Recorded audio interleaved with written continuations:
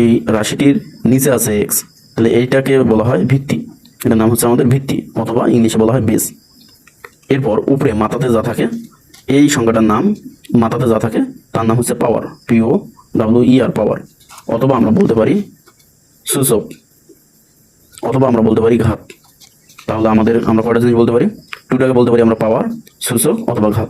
তাহলে তোমরা এখন একটু উত্তর দাও তো। তাহলে এই এক্সটার নাম কি আমাদের, এই এক্স এর নাম হচ্ছে ভিত্তি বা বেস, এবং এই থ্রি যে আছে কিউব, এই কিউবটার নাম হবে আমাদের পাওয়ার, ঘাত, এবং আমাদের গুণন থাকে, কি থাকে, গুণন থাকে, তাহলে আমাদের হবে যোগ। গুণন থাকলে আমাদের কি দিতে হবে, যোগ দিতে হবে। এই জিনিসটা আমাদের জানতে হবে। আর এখানেও এক্স, এখানেও এক্স, তাহলে আমরা এক্স কি নেবো, কমন নেবো। কমন নেওয়া মানে যদি 4টা 5টা 6টা থাকে তাহলে একটা লিখবো, যতগুলো থাকে আমরা একটা লিখবো। এরপর প্রথম যে পাওয়ার আছে অল্প একটু জানলাম, মাথার যে থাকে তার নাম পাওয়ার, সূচক বা ঘাত। প্রথম পাওয়ারটা আমরা নেবো, তাহলে প্রথম পাওয়ার নিলাম 3। এরপর এখানে আমি তোমাদেরকে লিখে রেখেছি গুণন যদি থাকে তাহলে আমাদের গুণনের পরিবর্তে নেবো প্লাস, মানে গুণন আছে গুণনের পরিবর্তে প্লাস।